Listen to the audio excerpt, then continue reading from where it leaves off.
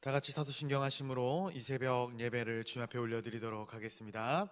전능하사 천지를 만드신 하나님 아버지를 내가 믿사오며 그 외아들 우리 주 예수 그리스도를 믿사오니 이는 성령으로 잉태하사 동정녀 마리아에게 나시고 본디오 빌라도에게 고난을 받으사 십자가에 못 박혀 죽으시고 장사한 지 사흘 만에 죽은 자 가운데서 다시 살아나시며 하늘에 오르사 전능하신 하나님 우편에 앉아 계시다가 저리로서 산자와 죽은 자를 심판하러 오시리라. 성령을 믿사오며 거룩한 공회와 성도가 서로 교통하는 것과 죄를 사하여 주시는 것과 몸이 다시 사는 것과 영원히 사는 것을 믿사옵나이다. 아멘. 우리 찬송가 384장 같이 찬양하도록 하겠습니다. 찬송가 384장 나의 갈 길 다가도록 같이 찬양하도록 하겠습니다. 찬송가 384장입니다. 나의 갈 길 다가도록 예수 인도하시니 내 주 안에 있는 의율 어찌 의심하리요. 믿음으로 사는 자는 하늘 위로 받겠네. 무슨 일을 만나든지 만사 형통하리라. 무슨 일을 만나든지 만사 형통하리라. 나의 갈 길 다가도록 예수 인도하시니 어려운 일 당한 때도 족한 은혜 주시네. 나는 심히 고단하고 영혼 매우 가라나 나의 앞에 반석에서 샘물 나게 하시네. 나의 앞에 반석에서 샘물 나게 하시네. 나의 갈 길 다가도록 예수 인도하시니 그의 사랑 어찌 큰지 말로 알 수 없도다. 성령 감화 받은 영혼 하늘 날아갈 때에 영영 부를 나의 찬송 예수 인도하셨네. 영영 부를 나의 찬송 예수 인도하셨네.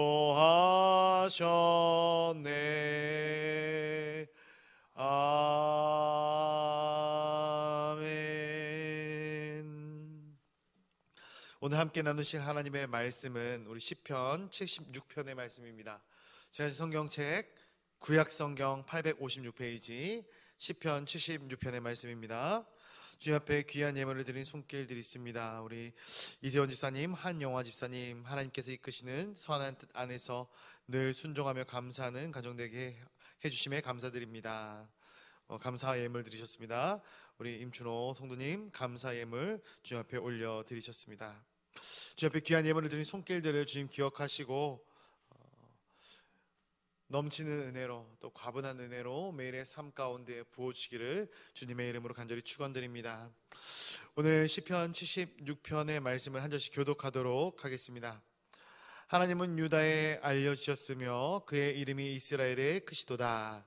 그의 장막은 살렘에 있으며 그의 조선은 시온에 있도다.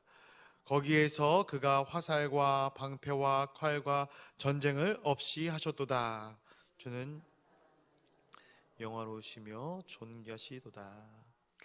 마음이 강한 자도 가진 것을 빼앗기고 잠에 빠질 것이며 장사들도 모두 그들에게 도움을 줄 손을 만날 수 없도다. 야곱의 하나님이여, 주께서 꾸짖으심에 병거와 말이 다 깊이 잠들었나이다. 주께서는 경외받을 이시니 주께서 한번 노하실 때에 누가 주의 목전에 서리이까. 주께서 잠잠하였다. 곧 하나님이 땅의 모든 온유한 자를 구원하시려고 심판하러 일어나신 때로다. 진실로 사람의 노염은 주를 찬송하게 될 것이요 그 남은 노염은 주께서 금하시니. 너희는 여호와 너희 하나님께 선하고 갚으라. 사방에 있는 모든 사람도 마땅히 경외할 이에게 예물을 드릴지로다. 그가 구간의 길을 꺾으시리니 그는 세상의 왕들에게 두려우시. 아멘. 아멘. 오늘 이 새벽 시간 거룩한 주님의 존전으로 나온 우리 사랑하는 성도님들을 환영하고 축복합니다. 하나님께서는 능력의 하나님이십니다. 우리의 모든 상황과 환경을 아시고 처지를 아시고 또 그 모든 것들 가운데 가장 선한 길로, 아름다운 길로 우리를 이끌어가 주시는 분이 우리 아버지 되시는 하나님이심을 기억하시며 오늘 하루도 말씀 가운데 승리하시는 우리 모든 동강의 성도님들이 되시기를 주님의 이름으로 간절히 축원드립니다. 오늘은 시편 76편의 말씀을 통해 받은 은혜를 또 함께 나누고자 합니다. 어저께 우리 시편 75편을 봤는데 시편 76편의 배경과 시편 75편의 배경이 거의 비슷합니다. 헬라어 역본인 70인 역에는 이 표제가 또 나와져 있는데 이 표제는 오늘 표제와는 좀 다르게 아수르에 관하여 이렇게 시편 76편의 표제를 다루고 있습니다. 이것이 정확하다면 이 75편과 마찬가지로 AD 701년경에 일어났던 이 아수르의 유다 침공 및 이 예루살렘 포위 사건, 이 사네립 왕이 이 예루살렘 전체를 포위하였던 그 사건이 이 배경이 된다, 이 말씀의 배경이 된다라고 볼 수 있습니다.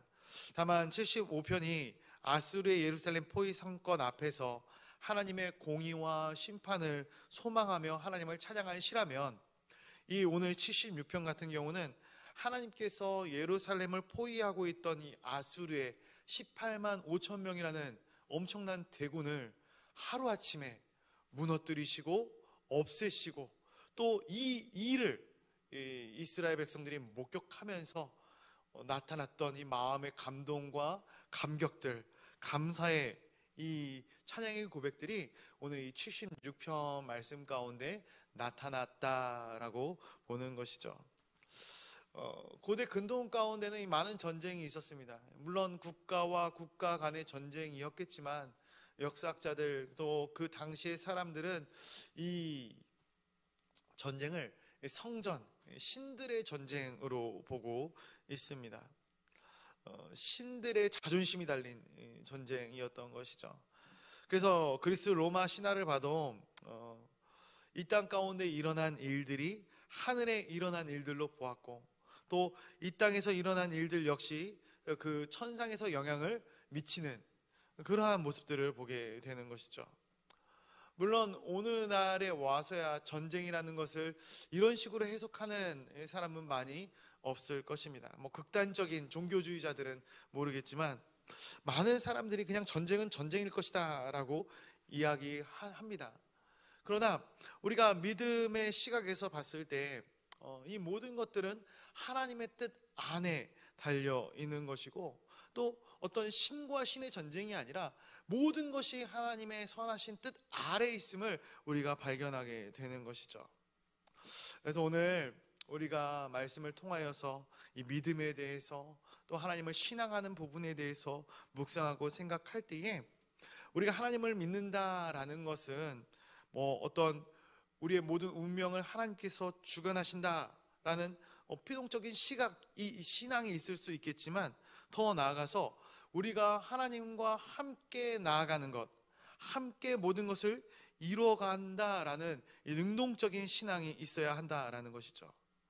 이 믿음 자체는 하나님으로부터 비롯되기에 수동적일 수 있으나, 그러나 하나님께서 우리를 수동적인 존재로 머물러 있기를 원하지 않으시고, 우리가 가는 모든 길 가운데 능동적으로 우리가 하나님의 일들에 순종하며 나아가기를 원하신다라는 거예요. 말이 좀 어려울 수 있어서 좀 쉽게 풀어서 말씀을 해드리면은, 순종이라는 것은 수동적인 시각의 신앙이라 이렇게 이야기할 수 있어요. 말씀을 보고 우리가 하나님께서 이루어 가시겠구나 라는 이 수동적인 그런 신앙. 그러나 하나님께서는 우리의 신앙이 이 순종이라는 또 수동적인 상태로 멈춰져 있는 것이 아니라 적극적인 상태로 반응하고, 그래서 하나님께서 가시고자 하는 목표까지 함께 가는 것, 하나님과 동행하는 것을 하나님께서는 기대하고 촉망하고 계시다라는 것을 보게 되는 것이죠. 우리 본문 1절부터 3절까지의 말씀을 한번 같이 읽으면서 말씀을 한번 생각해 보도록 하겠습니다. 1절부터 3절까지 말씀입니다. 시작. 하나님은 유다에 알려지셨으며 그의 이름이 이스라엘에 알려지셨도다. 그의 장막은 살렘에 있으며 그의 초소는 시온에 있도다.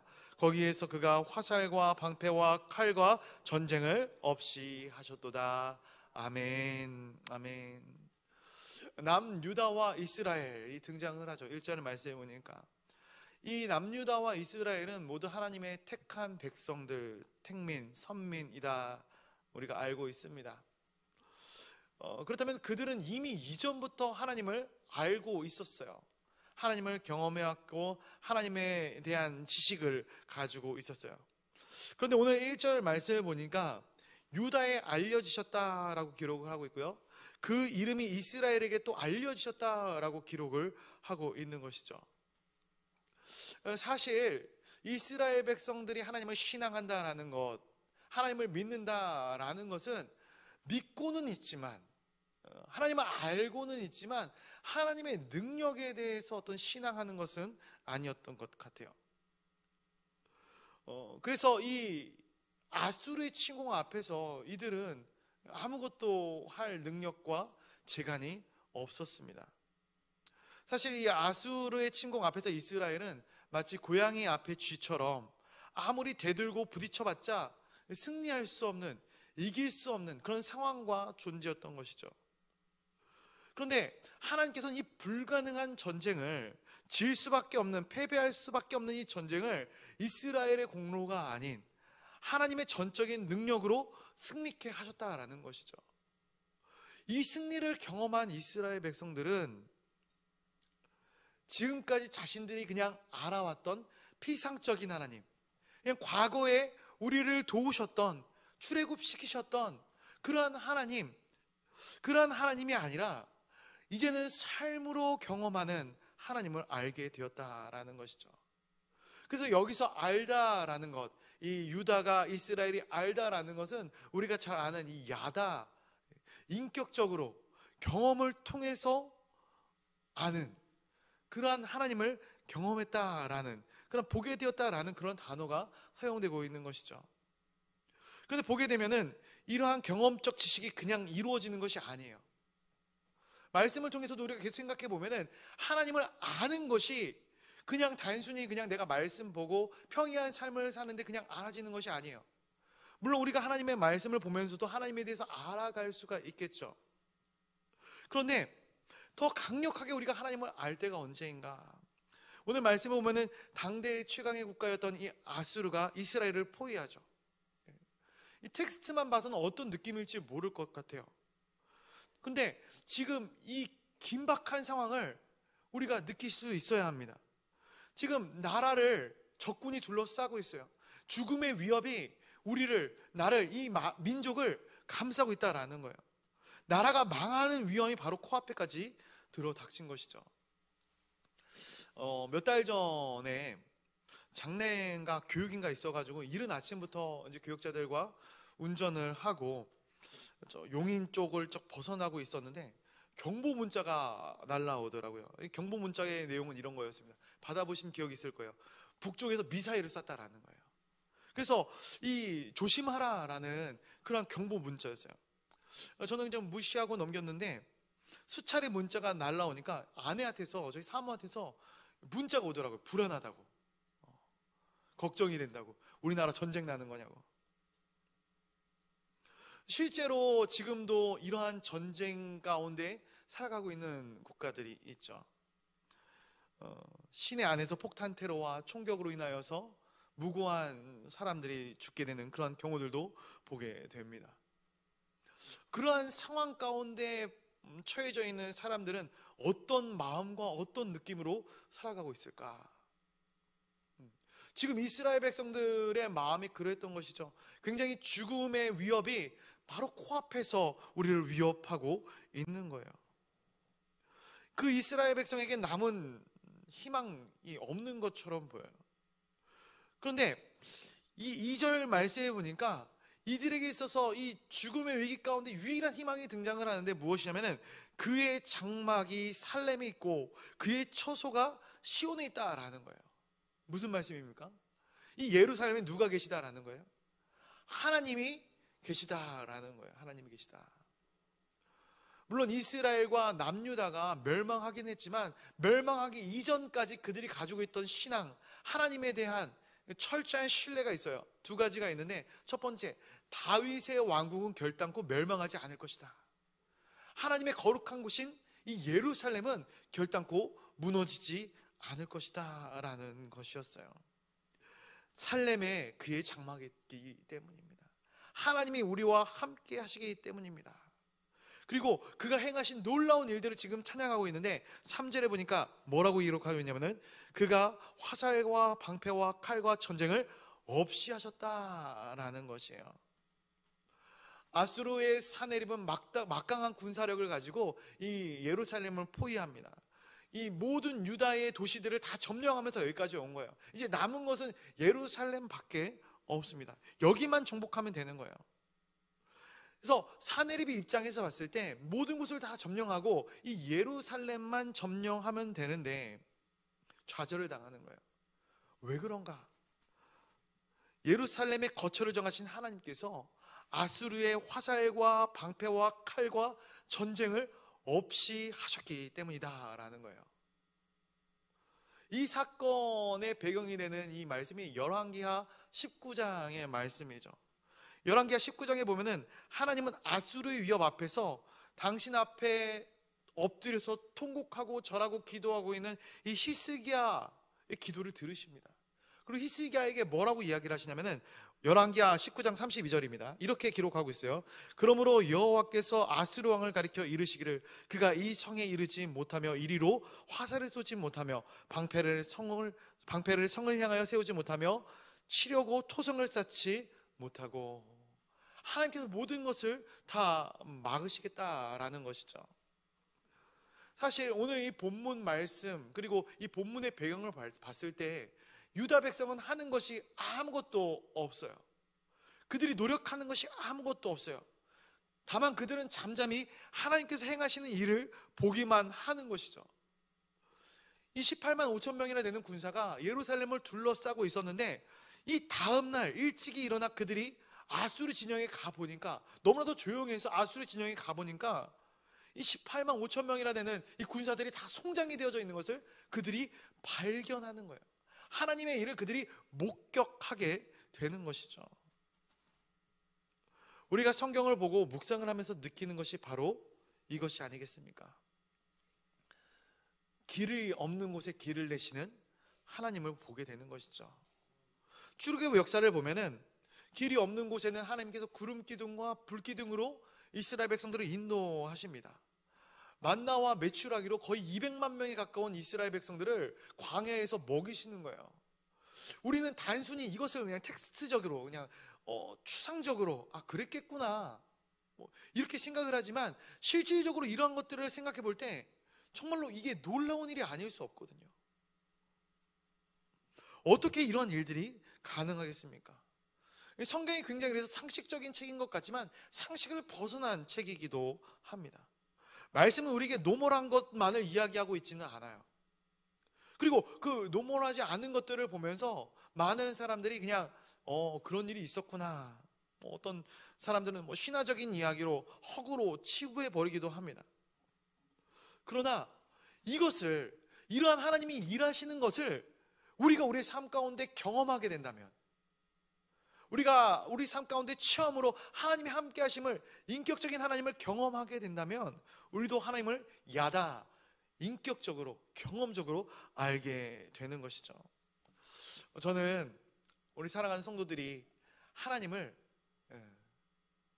그냥 말씀을 통해서 아는 것도 물론 중요하지만, 말씀을 통해서 아는 것을 넘어서 우리의 삶 가운데 지금도 쉬지 않고 일하시고 역사하시는 하나님을 삶의 매 순간마다 경험하시기를 간절히 소원합니다.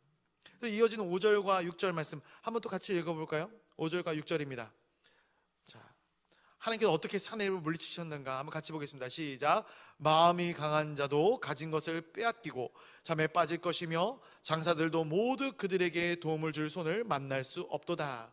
야곱의 하나님이여, 주께서 꾸짖으심에 병과 말이 다 깊이 잠들었나이다. 아멘. 하나님께서는 교만한 자들을 꺾으시는 하나님이십니다. 이사야서 36장을 보면은 아수르의 사네립과 군대 장관 랍사게가 히스기야 왕을 힐난하면서 이야기를 합니다. 너희는 우리를 꺾을 만한 군사력이 없다. 우리가 너희에게 말을 다 내준다 할지라도 너희는 이 말을 다룰 수 있는 사람이 단 한 명도 존재하지 않지 않느냐. 너희가 신이라 부르는 여호와는 너희를 구원해낼 능력이 없다. 이러한 고백들을, 이러한 비난들을 이 원색적으로 쏟아내고 있습니다. 이게 얼마나 교만한 발언인가. 근데 하나님은 이들의 이 교만한 발언 앞에서 침묵하지 않으셨다라는 것이죠.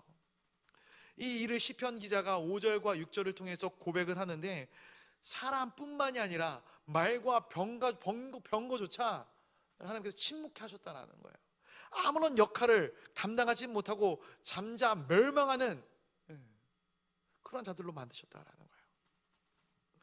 우리가 가진 것만을 의지하고 바라보는 삶을 살아가고 있지만, 우리가 하나님께서 허락하신 이 믿음의 눈을 열어볼 때 하나님께서는 우리 눈에 보이지는 않지만 그 놀랍고 크신 일들을 행하시고 계신다라는 거예요. 이 성경에서 보면은 그게 나오지 않습니까? 엘리사가 사한 이 게하시를 두고 이제 언덕에 올라가는데, 이 아람 군대가 이 이스라엘 백성들을 진쳐서 둘러싸고 있는 거예요. 죽을 수밖에 없는 절체절명의 위기 가운데 엘리사가 너무나도 평온하기에 이 게하시가 다 죽게 생겼다고, 이게 뭐냐고 이렇게 말을 하자, 이 엘리사가 하늘을 열어 기도하고 사환의 눈을 열 때 이 사환의 눈에 뭐가 보입니까? 하늘의 병거와 하늘의 군사가, 천군 천사가 이 아람 군대를 둘러 진치고 있는 그 진영을 더 둘러서 진치고 있는, 공격하고 있는 그 모습을 보게 되는 것이죠. 우리가 영안을 열어, 믿음의 눈을 열어 하나님이 일하심을 바라볼 때 사람의 모든 능력과 사람의 모든 힘을 넘어서 역사하시는 하나님을 경험하게 된다라는 것이에요. 우리에게 믿음의 눈이 삶의 매 순간 열려지기를 간절히 소원합니다. 우리 7절부터 9절까지의 말씀도 한번 같이 읽어보도록 하겠습니다. 7절부터 9절입니다. 시작. 주께서는 경외받을 만한 이시니 주께서 한번 노하실 때에 누가 주의 목전에 서리이까. 주께서 하늘에서 판결을 선포하심에 땅이 두려워 잠잠하였나니 곧 하나님의 땅이 모든 온유한 자를 구원하시려고 심판하러 일어나신 때로다. 아멘. 하나님께서 이러한 능력을 행사하시는 이유가 무엇인가?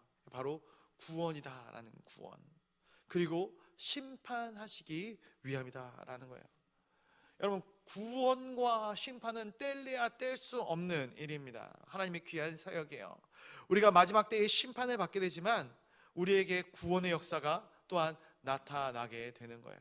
그래서 심판과 구원은 같이 오는 것이죠. 그런데 심판과 구원이 마지막 때만 오는 것인가? 저는 그건 또 아니라고 생각을 합니다. 출애굽 시대에, 그리고 오늘 이 아수르 사네립 침공의 역사 가운데서도 이 심판의 역사가 나타나지 않습니까? 심판하시는 거예요.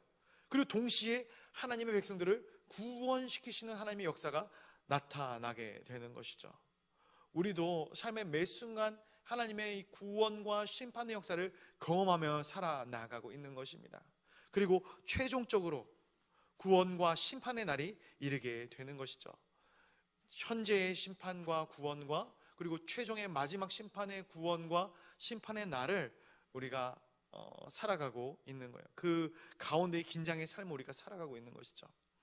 10절과 12절의 말씀을 보고 말씀을 맺겠는데 제가 한번 읽어드리겠습니다. 10절과 12절 눈으로 한번 보시기 바랍니다.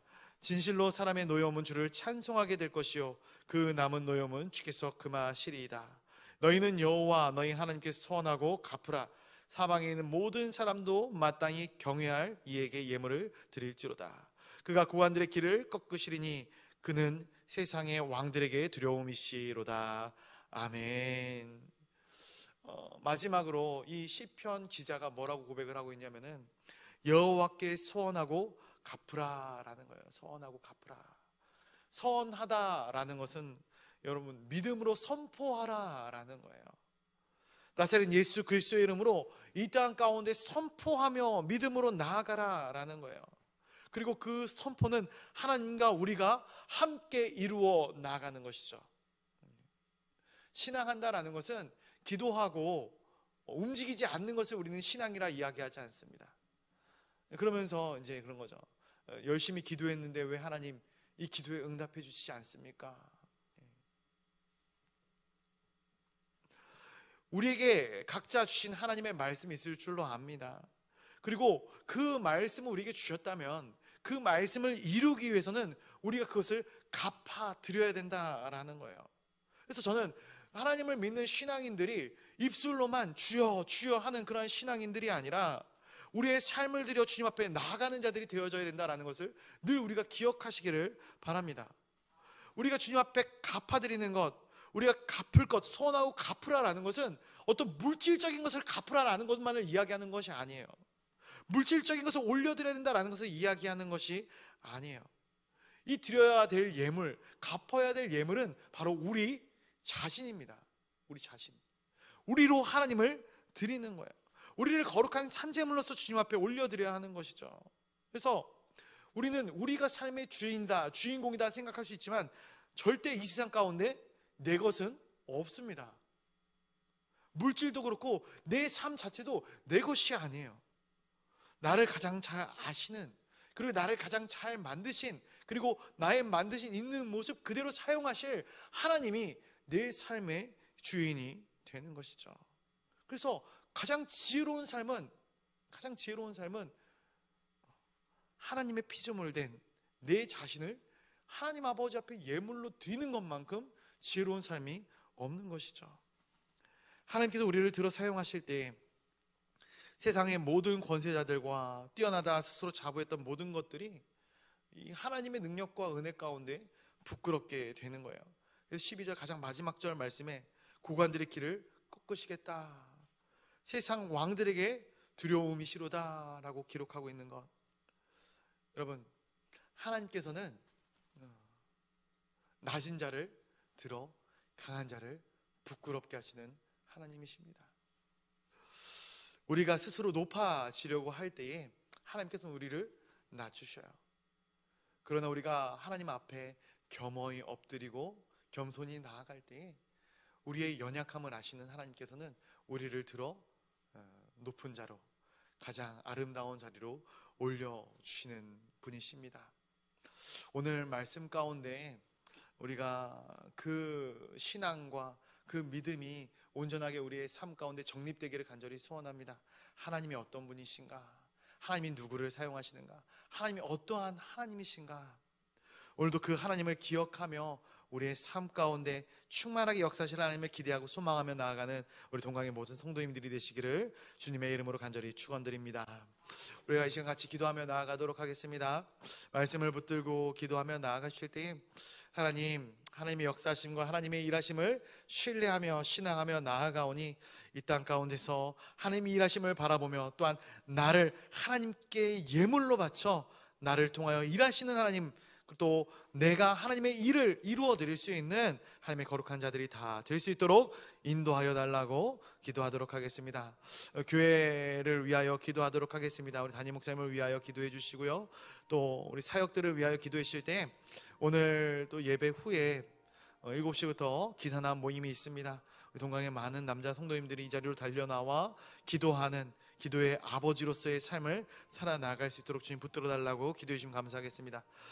목장교회 모임이 시작되었고 우리 목장교회가 진행되어지고 있는데 매 모임 매 순간 가운데 하나님의 충만한 은혜가 나타날 수 있도록 인도하여 달라고 같이 기도해 주시면 감사하겠습니다. 내일부터 또 헬스에드 가족 수양회가 있습니다.